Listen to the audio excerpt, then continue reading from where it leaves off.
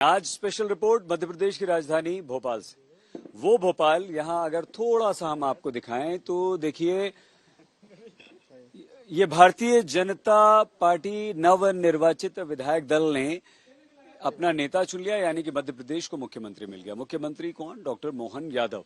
एक चौंकाने वाला नाम, जबरदस्त, एक ऐसा नाम जिसने सभी को चौंकाया, और ये आलाकमान की तरफ से हुआ।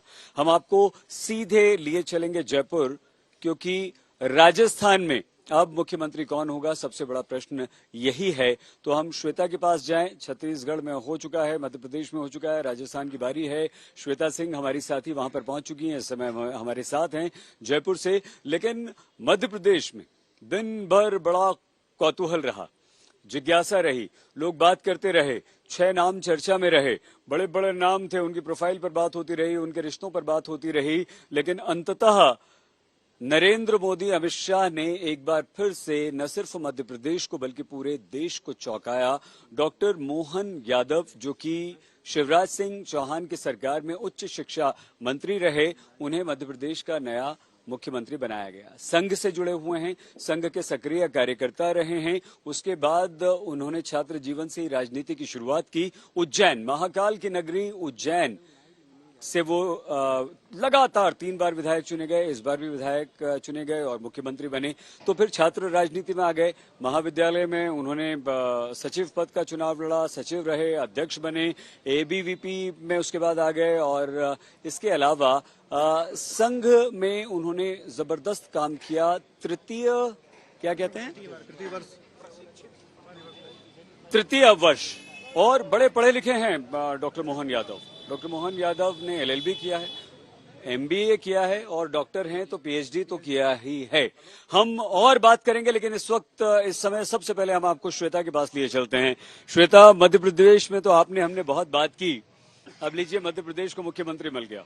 राजस्थान का क्या ये प्रश्न अब ठीक रहेगा कि कौन, या राजस्थान में भी ऐसा ही कुछ होने वाला है?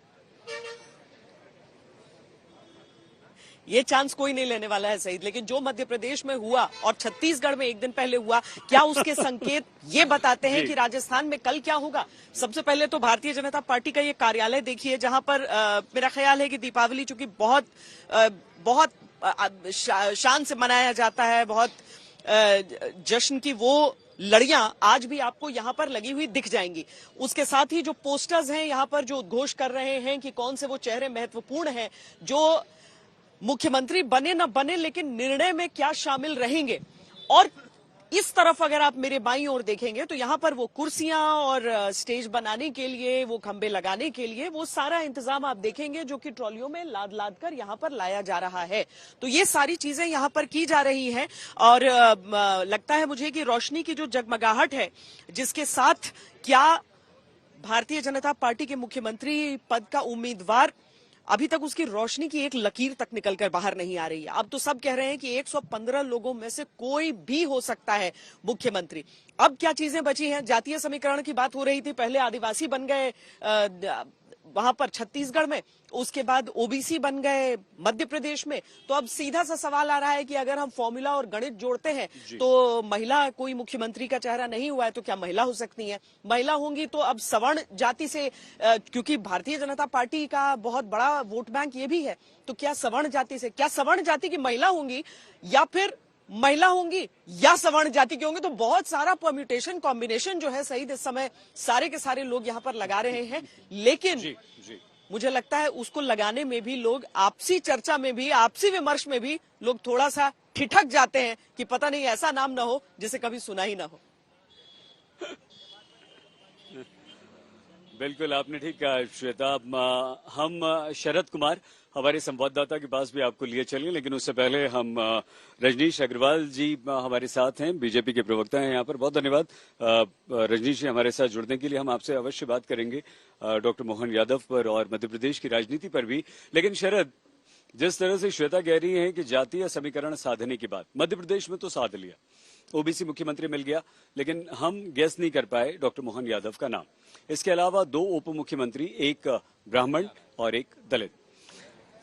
श्वेता, आपको क्या लगता है, मध्य प्रदेश और छत्तीसगढ़ के बाद राजस्थान में भी अब इसी तरह कोई चौंकाने वाला नाम होगा, या अब हम अंदाजा लगा सकते हैं दोनों जगह मुख्यमंत्री बनने के बाद कि मोदी के मन में, अमित शाह के मन में क्या चल रहा हो?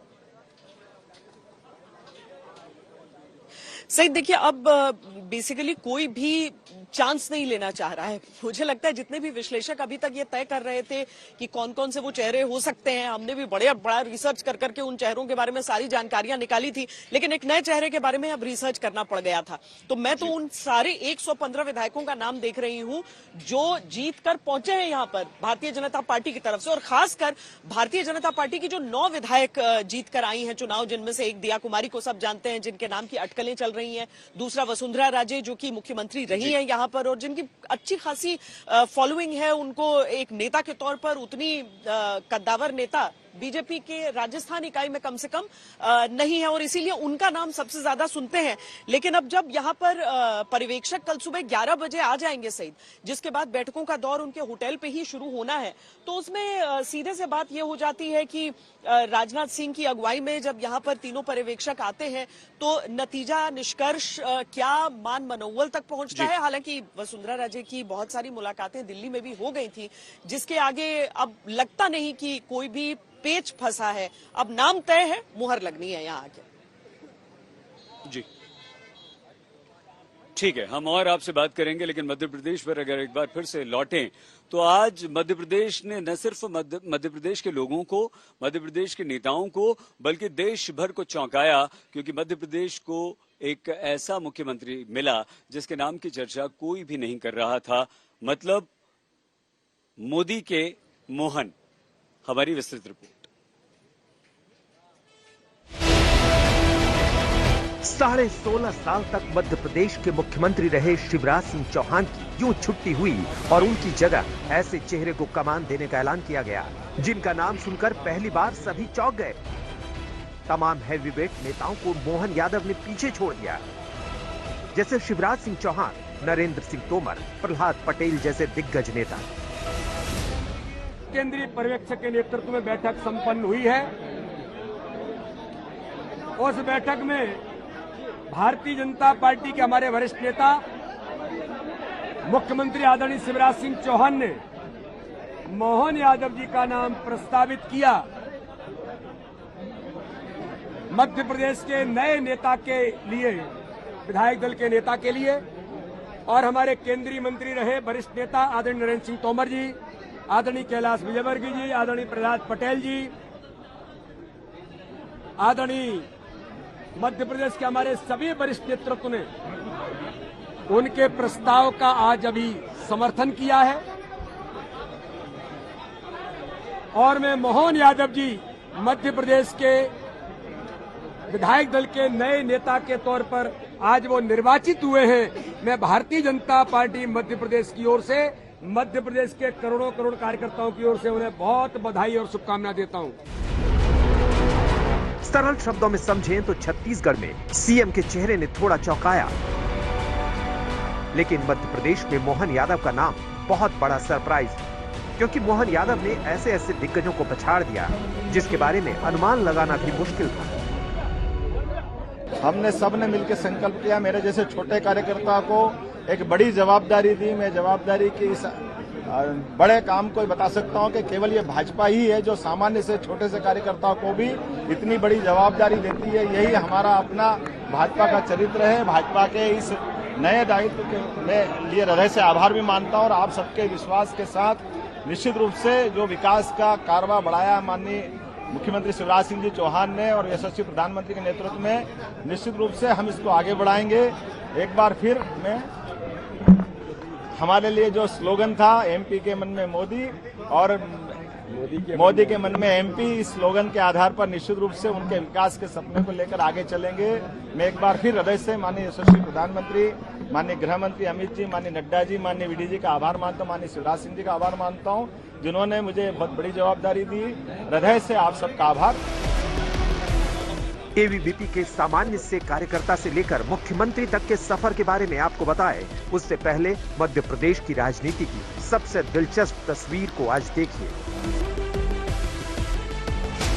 मोहन यादव के नाम का प्रस्ताव शिवराज सिंह चौहान ने रखा। नाम का ऐलान होने की ठीक बाद मोहन यादव को शिवराज सिंह ने गुलदस्ता दिया।